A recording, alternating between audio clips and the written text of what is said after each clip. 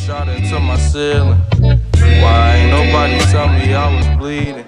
Please, nobody pinch me out this dream. This is Chef Jeremiah. We are back doing tutorials after like a 4-year hiatus. I'm excited, but it calls for a complete clean slate. So we're gonna do a mini series called Back to the Basics. I'm going to show you most of the cooking techniques that I use so we can freestyle together. The first one is an on-hand ingredient that you must keep in your house, and that's stock. So we'll start with your fundamental vegetable stock and we'll transition it into a nice brown chicken stock. If you are a meat eater, you'll finish it through. If you're a vegan, vegetarian, you'll stop at the vegetable stock. Any stock that you have is going to start with a mirepoix. So that's going to be onion, carrot, and celery. That's not all the components that you're going to have. Garlic goes in, scallion, and we use scallion. It is an onion, but when you cook with me, you're going to have some scallion laying around that needs to go in the stock. Fresh parsley and thyme. These will go in as we're about to finish the stock.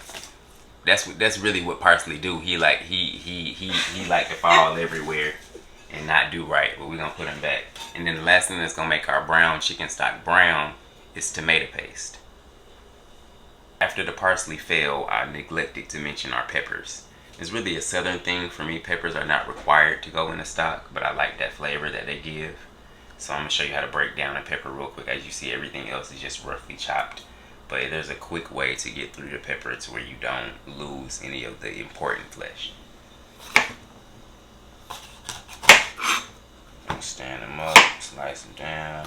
You're really tossing him. He probably really frustrated at this point because you really just done did him any kind of way and he don't know how to feel.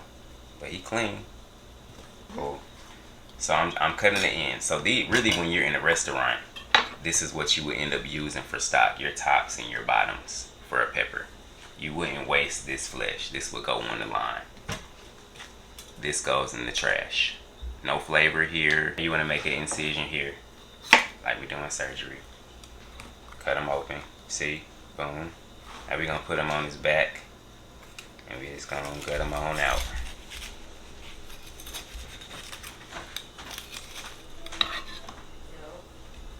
Trash.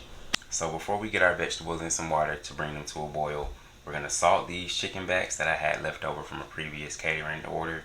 These are the best vehicle for a chicken stock. They have some skin, they got some fat, not too much meat. We don't want to turn this into a broth. So I'm going to salt them lightly, roast them off at 400 degrees for about 30 to 40 minutes.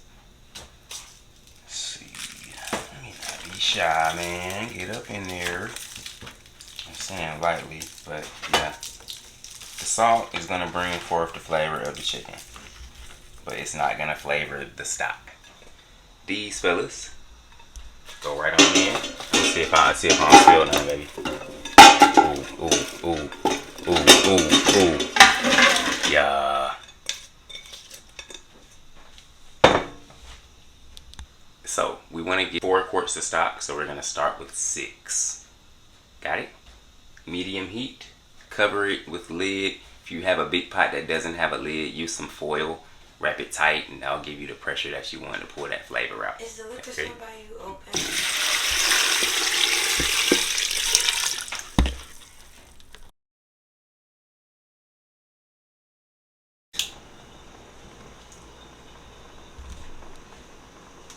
So, we got the chicken backs out of the oven. They look great. Got some nice color on them.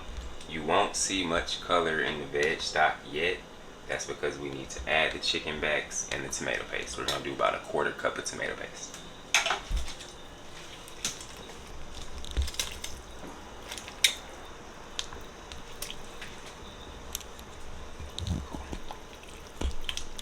And we'll take some tongs and we'll mix this up. Get a lid on it. Let it roll for another 30 minutes and then we'll add the parsley and the thyme. So now you see already we got some brown color. That's what the tomato paste does. And you can add, like tomato scraps as well. Okay, so we're at the last step finally. We got the tomato paste in. We got the chicken backs in rolling, so we are going to add the thyme. I got 2 healthy sprigs here. We don't want to overpower it with thyme flavor, and a nice bunch of parsley. Really, that's half a bunch. And we'll get that mixed in. This will go for like 15 minutes, and we will strain. Let this cool on the countertop. Store it in your fridge or freeze it for up to 3 months.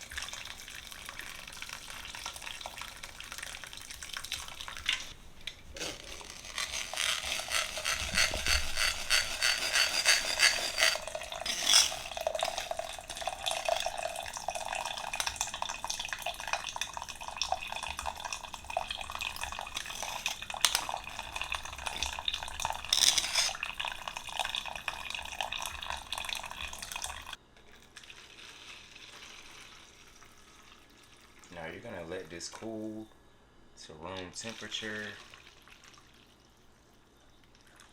for a couple hours. You can freeze half, keep half on hand in the refrigerator for up to 7 days safely. And then I would suggest go ahead and get rid of it because you weren't gonna use it no way. And as this cools down, you'll see some fat and some impurities from the tomato paste start to come up to the top. You'll just skim those off.